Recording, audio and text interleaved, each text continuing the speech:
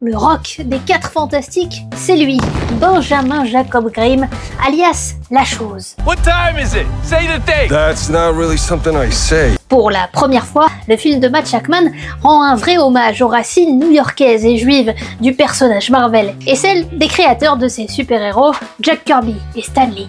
Bienvenue dans le Lower East Side. Ses enseignes en yiddish, ses murs de briques, ses délits traditionnels au dégusté, un sandwich au pastrami qui dépote.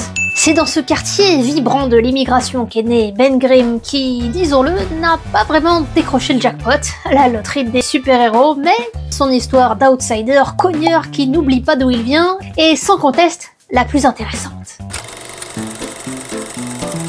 New York, dans les années 20, entre gratte-ciel et quartiers populaires, c'est là qu'ont grandi Jacob Kurtzberg et Stanley Lieber, alias Jack Kirby et Stan Lee, deux fils d'immigrants juifs d'Europe de l'Est aux origines modestes. Ensemble, ils vont créer les super-héros les plus emblématiques de la maison Marvel, à commencer en 1961 par les 4 fantastiques, des héros avec une personnalité complexe et des petits défauts, un peu comme les nôtres, révolutionnaires.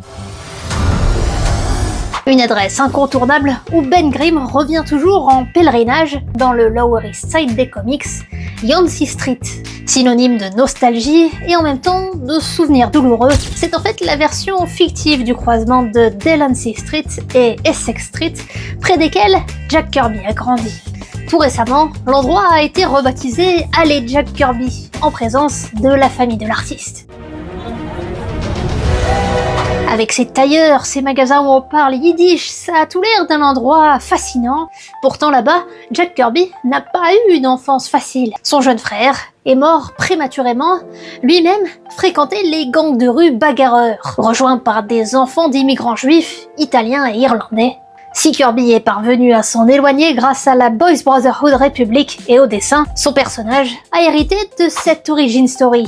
Dans les 4 fantastiques, Yancey Street est le nom d'un gang de quartier qui poignarde le frère de Ben Grimm, alors que ce dernier était devenu leur leader. Même après sa transformation, ces vilains ados continueront à embêter La Chose, avec des blagues, des insultes. Heureusement, ce tas de cailloux a de l'humour. It's clobbering time. That's just in the cartoon. L'identité juive du héros est longtemps restée discrète dans les comics, jusqu'en 2002, dans l'épisode « À la recherche du temps perdu ».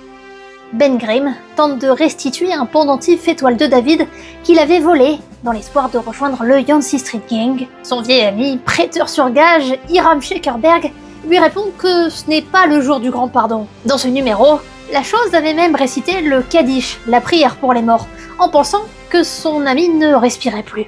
Une question alors, pourquoi avoir attendu 40 ans pour mentionner que Ben Grimm était juif ? À l'époque, son cousin Superman parlait déjà hébreu, ou presque, et avait déjà résolu le conflit israélo-palestinien.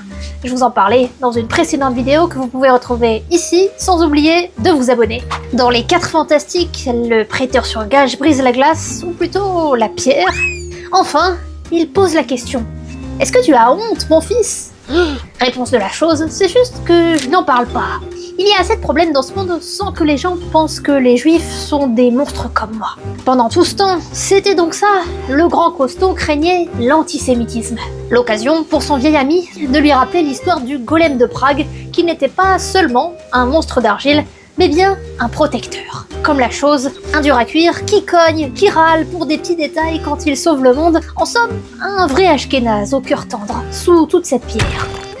Chose rare, dans les comics, la religion du héros devient partie intégrante de l'intrigue. En 2006, La Chose célèbre sa seconde bar mitzvah, 13 ans après sa métamorphose, dans la synagogue de son Lower East Side natal. Mazel tov. 13 ans plus tard, le super-héros s'est même marié sous la choupa lors d'une cérémonie religieuse. Jack Kirby n'a pas vécu assez longtemps pour voir ça, mais il avait laissé un indice en 1976. Cette carte de vœux pour la fête de Hanouka où Ben Grimm apparaissait avec une kippa, un livre et un châle de prière. Si le film Les 4 Fantastiques premier pas retranscrit une partie de cet héritage sur grand écran, c'est peut-être aussi parce que le réalisateur Matt Shakman et l'acteur Ebon Moss-Bachrach sont tous les deux d'origine juive. Vous êtes juif? Gare à ceux qui diront que le super-héros n'a pas l'air juif, Un conseil, vaut mieux pas l'énerver. Pour vous dire, il a mis Hulk KO. Mais ça, ce sera peut-être pour une prochaine vidéo sur ma chaîne. Je pense qu'aujourd'hui, on a fait le tour de la chose.